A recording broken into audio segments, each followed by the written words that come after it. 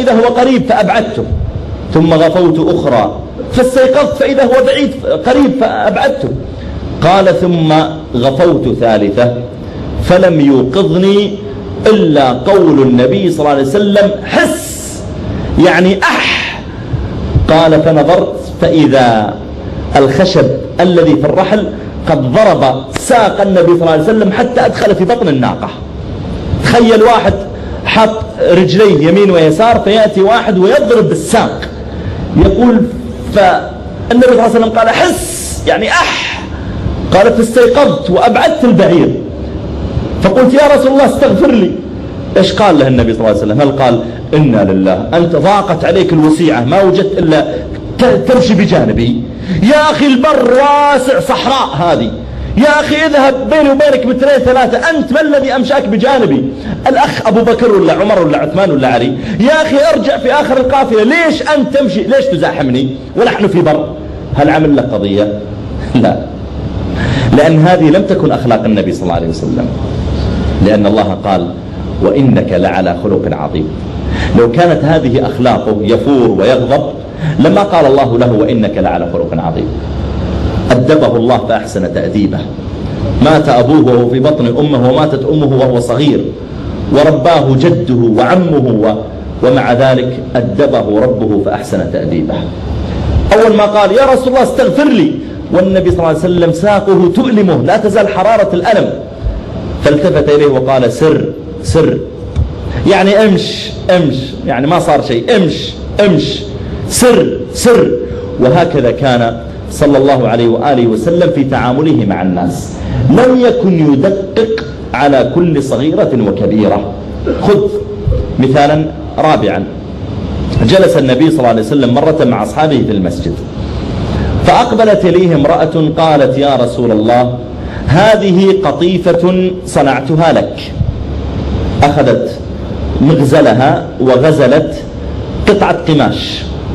هم كانوا إذا أهدي إليهم القماش يعني لا يذهبون به إلى خياط ويقصه ويخيطه مثل ما نفعل، لا، في الغالب يلبسون إزارا ورداء ويمشي الوضع عليهم. فأقبلت امرأة إلى النبي عليه الصلاة والسلام وهو صلى الله عليه وآله وسلم قد جلس بين أصحابه، قالت يا رسول الله هذه صنعتها لك، قطيفة قطعة قماش أنا صنعتها لك يا رسول الله. يقول راوي الحديث فأخذها النبي صلى الله عليه وسلم وكان محتاجا إليها. واضح أن النبي صلى الله عليه وسلم محتاج إلى قطعة قماش جديدة. كيف عرف الصحابي أنه محتاج إليها؟ لأنه يرى لباس النبي صلى الله عليه وسلم قديما، مثل لما مثلا ترى واحدا من أصحابك يلبس غترة قديمة جدا فتشتري غترة جديدة وتقول تفضل هذه هدية لك، وتقول في نفسك لأني أعلم أنك تحتاج غترة جديدة، لأنك ترى بعينك أنه يلبس قديمة. فالصحابي يقول أخذ النبي صلى الله عليه وآله وسلم القطيفة فرحا بها وكان محتاجا إليها.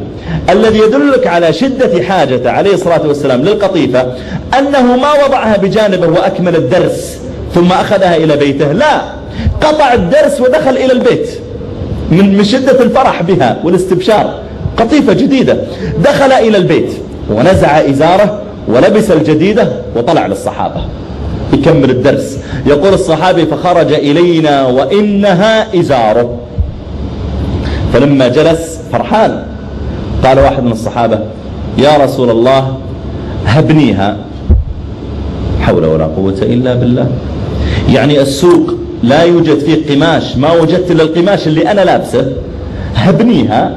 حتى ما قال هبني القديمة، لا، هبنيها اللي أنت لابسها انزعها وعطني إياها. حول ولا قوة إلا بالله. فماذا قال النبي صلى الله عليه وسلم؟ هل قال إنا لله وإنا إليه راجعون وأنت ما وجدت إلا اللي علي، حتى ثيابي ما خليتوها؟ هل قال كذا؟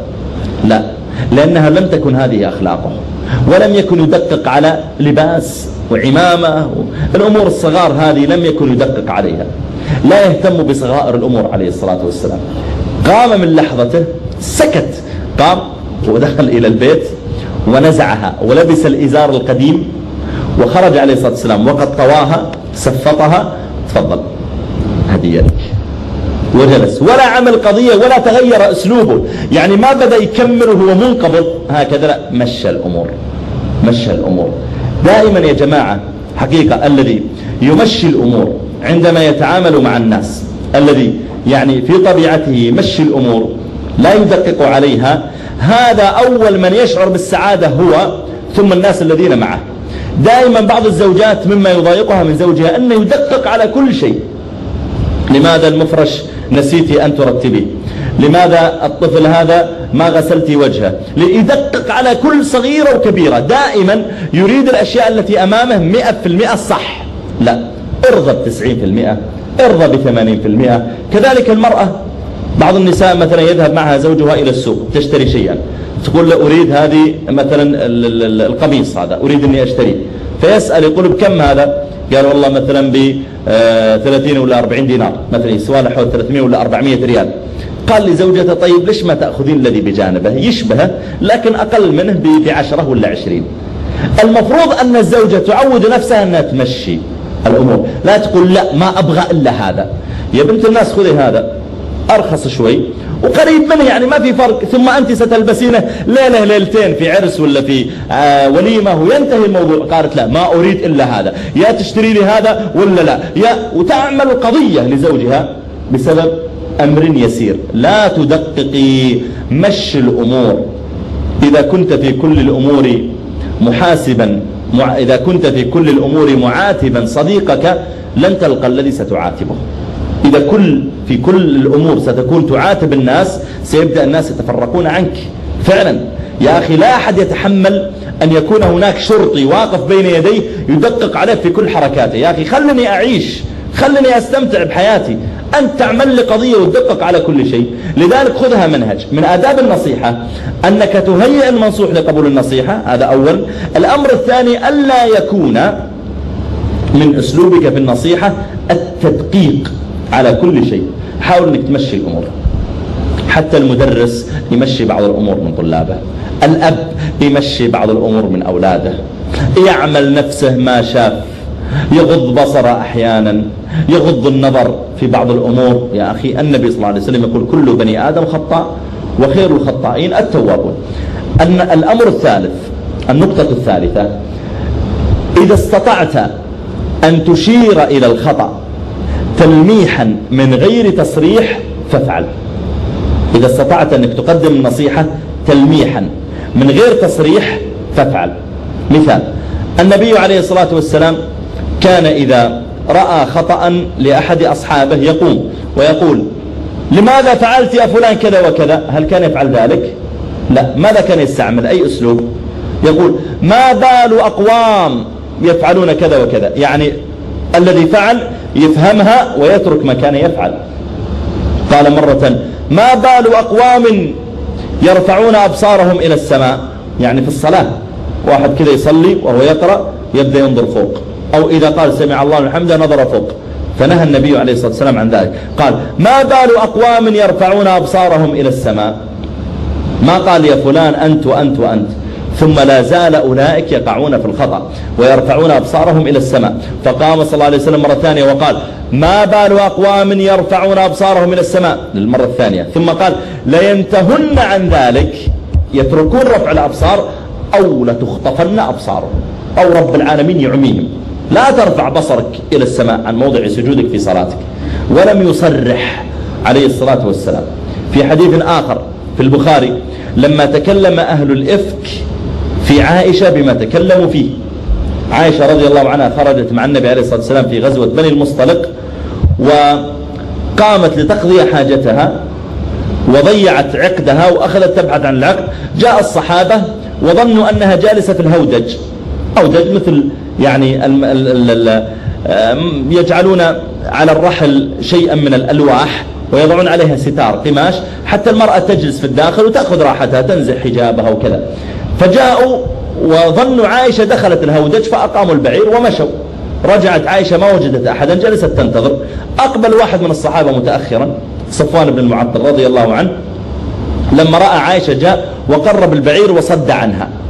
ركبت بعائشة على البعير والرجل ما قال ولا كلمة ومضى يمشي حتى وصل إلى النبي صلى الله عليه وسلم وأصحابه وأعطاهم وصل عائشة عند النبي صلى الله عليه وسلم وسكت ومشى.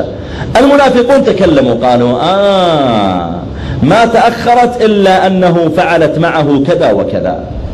شوف الفرية العظيمة.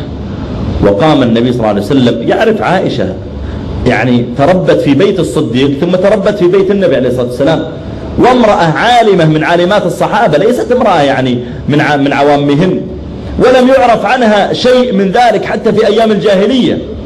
فقام صلى الله عليه وسلم عن المنبر وقال: ما بال أقوام يؤذونني في أهلي. يعرفهم عبد الله بن أبي بن سلول وفلان وفلان، ومع ذلك مع أنهم منافقون لم يتكلم بأسمائهم، يعرض ويلمح من غير تصريح.